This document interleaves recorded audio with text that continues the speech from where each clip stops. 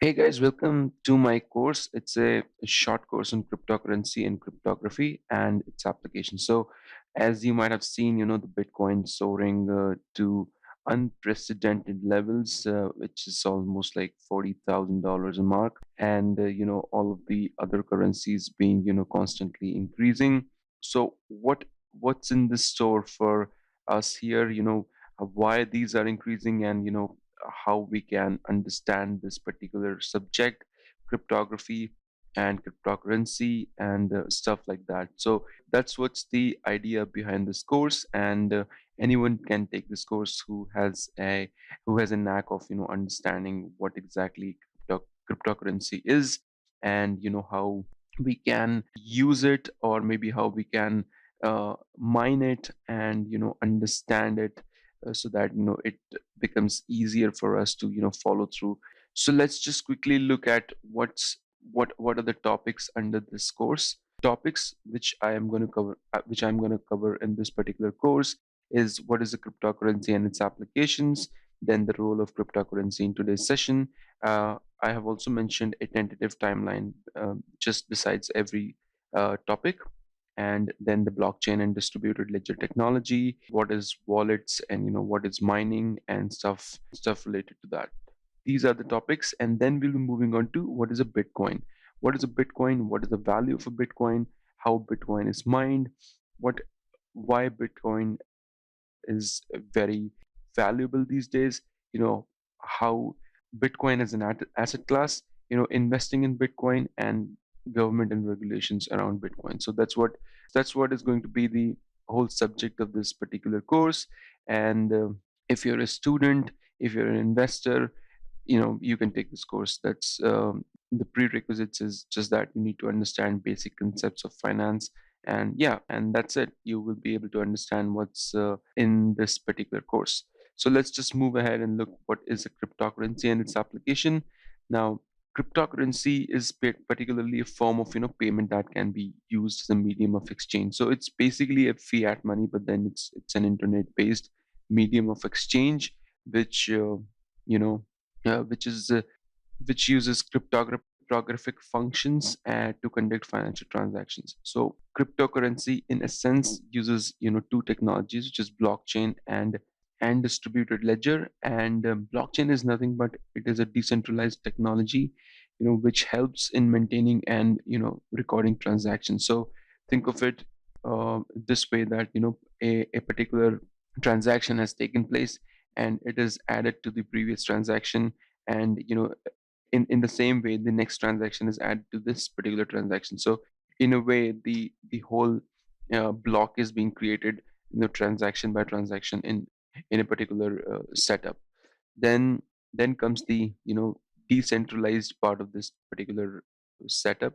So decentralized means nothing but it's not owned by any government or any central government. It's just that it's all over the internet, and it's an open source technology which anybody can validate and mine. So what I'm going to do is post this slide, I'm going to explain you what exactly I'm talking about. But then just for now, just understand that these are two important technologies on which this whole thing is based. So blockchain and distributed ledger. Distributed ledger is nothing but it's just it's a ledger which is maintained by multiple parties in a network.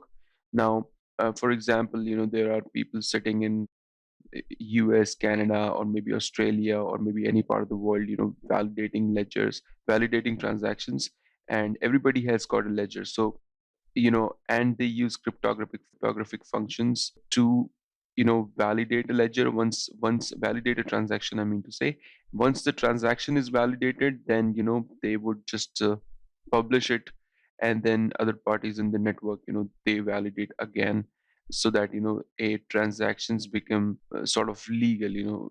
Transaction is imprinted on everybody's ledger, and everybody validates it. So that's what distributed ledger technology is. Then the record keeping, once it's done, the person who is doing the record keeping, or an entity which is doing the record keeping, will get some reward by doing that, and that is nothing but a small amount of Bitcoin. or maybe a small amount of any other currency which they're trying to validate. So that's the process which is called mining, and that's how the you know the cryptocurrency derives its value. So you must have seen the value of the cryptocurrency or Bitcoin is increasing as the day passes, and that's because earlier it was easy for the parties to mine the Bitcoin and validate the transaction. It used to require less computing power to validate the transaction. The value of the Bitcoin was less. Nowadays what happens is it takes an enormous amount of energy and resource to validate a transaction, and that's the result why it's getting expensive to mine Bitcoin, and that's the reason why it's deriving its value from there. So think of it this way, when the concept of money was started, the money was backed by gold, and the miners would go back to the mines and mine gold, and in a way the money would be backed by gold.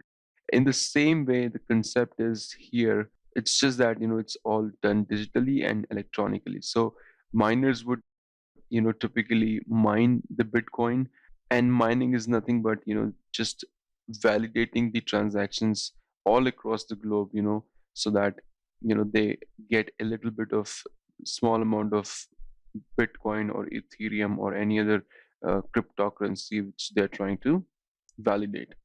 So that's what's the mining process is.